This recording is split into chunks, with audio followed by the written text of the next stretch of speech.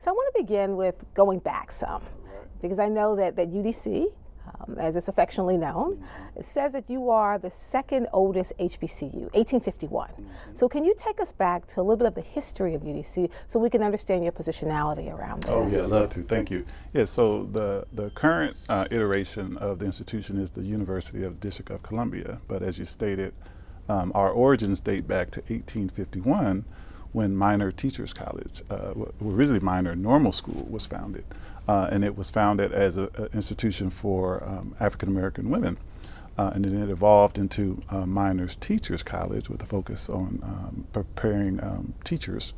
And so that's where our origins began. And then over time, as DC grew, the city expanded and established two additional institutions, Federal City College and Washington Technical Institute.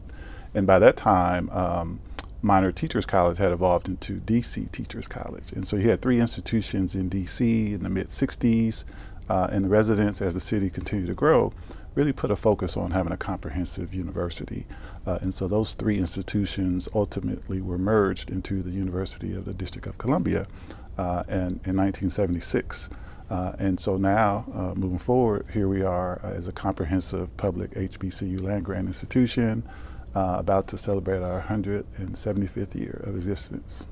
Can you paint the picture for us? Oh yeah, yeah. Of Minor Normal Teachers College, what it was like at that time? Because it wasn't situated at this place where you're located now. No, actually, one of the historical buildings is actually part of Howard University now. But you know, back then there was a focus, right, during slavery era, coming out of it, to provide educational opportunities for African Americans.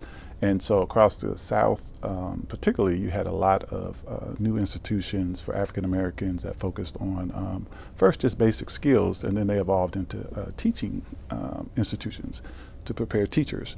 And so one of the, I think, most impactful aspects of Minor Teachers College and then ultimately DC Teachers College is that DC's public school system and the DMV's public school system were the beneficiaries of the talent that was produced. And so you had a cadre of talented professional educators across this whole DMV region that came through our institution, and many of them became educational leaders, right? And so our founding back then, it was really about coming out of the civil rights era, the slavery era, and educating a population, DC, and really upward mobility for citizens at that time. I think people don't really think about the fact that when you were founded, we were still in the midst of American slavery. That's right. I mean, it didn't end. You're talking 1851. That's right. Yep. We didn't end it until 1865 with the 13th Amendment, but you were here surviving as a place to educate really a generation of black teachers who then were farmed out into the schools around DC. Which I think is an important part of your legacy. No, it's very important, you know, and that's our origin, right, is providing service to the community, right? So it started with education, right, educating the citizens, and then producing educators who could then go into those communities and provide education opportunities. So to this day, that's still part of our DNA.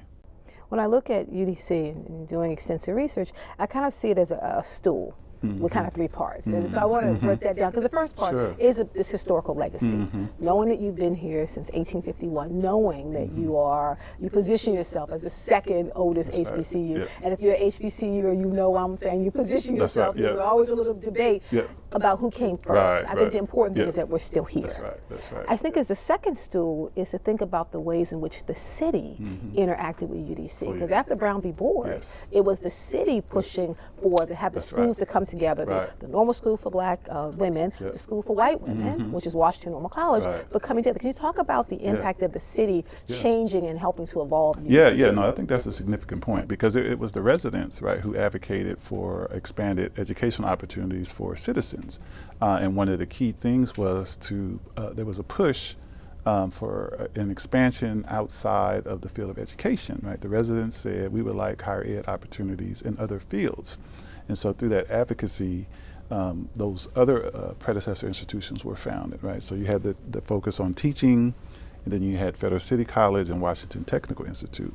And that was from the impetus of the residents, right? Because they clamored for a broad array of opportunities. And then that same focus ultimately led to the establishment of the University of the District of Columbia, because the residents said we want a comprehensive higher ed institution in the city as a public institution. And so I think when you think about where we are and why we're here, it goes back to that service, mission, and meeting the needs of the district residents. And to your point, they advocated for this institution to be what it is. And so again, that's something that we take very seriously, right? Because if you read our mission statement, it speaks to addressing the needs of the district communities. And that's a perfect example of how the governing bodies, the local and Congress and the president, they really pushed and listened to the residents to establish this institution. Now, I know DC. I'm as native as a Washingtonian as you can be. I haven't been here since I was about 3 or 4 years old. DC is positioned as the northernmost southern city. But there is a distinct difference between an HBCU that's kind of in the north versus an HBCU in the south. I know you're from Fisk, you were down in Tennessee. Can you talk a little bit about something that makes UDC so distinctive because it's positioned in DC, in the nation's capital? Yeah, no, I think it's a good point because, so I attended Fisk University in Tennessee, and was employed at another institution in Florida, another HBCU. So there's a stark difference. One of them, in terms of where UDC is positioned compared to schools in the Deep South, is one we're in an urban center for America. And so we're kind of on the dividing line between the southern region and then the northern and the most populated region of the country. And so you have a very strong urban focused environment here, flavor, whereas in the South, most of the institutes are rural, right? And so a lot of the students in some of the more southern HBCUs, they grow up in rural environments, right? And then so in those local communities there, the HBCUs are centerpieces. Here, we're in an environment surrounded by several other higher ed institutions in an urban environment, right? And so one of the biggest differences when you think about a UDC and our HBCU identity, we're very focused on meeting the local needs, workforce needs, right? A very strong connection, probably more so than you would see at a more traditional HBCU in a rural setting. So that's one of the things that's unique to our identity. We have a very strong focus on the job market and making sure that we produce talent to meet local market needs, right? And then another unique aspect of UDC is we are a public university, but we're also part of the district government, right? And so we function in some ways as a city agency, right, government agency, and at the same time a public university, right? And so one of the things that means is we're very in tune to the needs of the district government, right? And so we work with our sister agencies to make sure that we're meeting their talent needs and providing programs and services that support the district's work. So we have a very unique, I think, perspective compared to some of our sister institutions. I also want to add kind of as the third stool, the fact that you are now celebrating 175 years, which means you have survived through the Civil War, you survived through the nadir of African American history in the 1920s, you survived through the Civil Rights Movement. I'm thinking about the impact of the assassination of Dr. King on the city itself and what was happening in and around the city. You've come through all of that and you're still standing.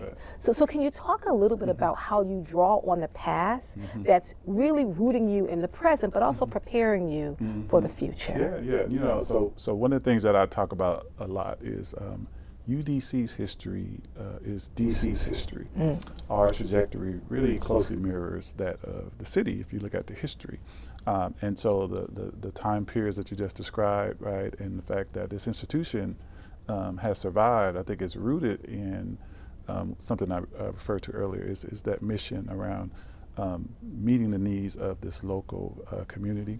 And so DC has grown significantly, right, over the last 30 years, in fact, right? It's evolved significantly, obviously during our 175 years of existence, but through all the high level changes and evolutions, through changes in demographics in the city, change in policy, right, federal, local level, going through slavery, civil rights era.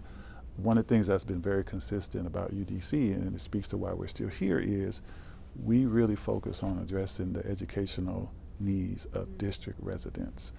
Now I know that when people think HBCUs, One thing that comes to mind is that it's specifically suited to meet the needs of Black students, because that's what you get. It's just even rooted in the title. Now we know that the world is a lot more diverse than it's ever been, but with the changes in UDC and the changes in even the demographics of DC is still predominantly Black. We understand that. So who is the typical UDC student now? Yeah, and and the thing about HBCUs is, our mission is rooted in serving primarily African Americans, our history and mission.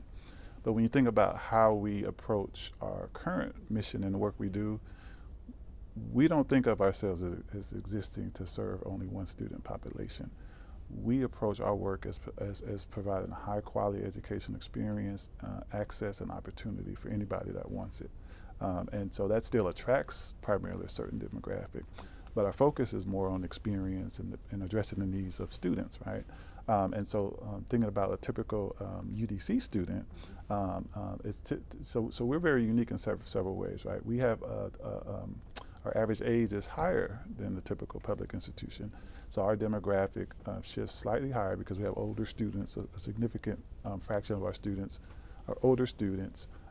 We have first-generation students coming out of the local public school system, but we also have people who've come back to school after being in the workforce, and so there's a good mixture. And we also, because we have a community college as part of the institution, we have 2-year programs, and that's where you'll see that diversity in terms of age range, because you have a lot of people who've been out there working. They want to come back and get a credential, short-term credential. And then one of the things that community colleges do is they provide on and off ramps for people. So people start they go to school part-time, and so they take a little bit longer, right? And so we have all of that mix, and we also have a growing Hispanic population because it mirrors DC's demographics, right? And so as DC's Hispanic population has increased, we're seeing upticks in that too. But we're still primarily African American. In terms of percentages, right, around 60%.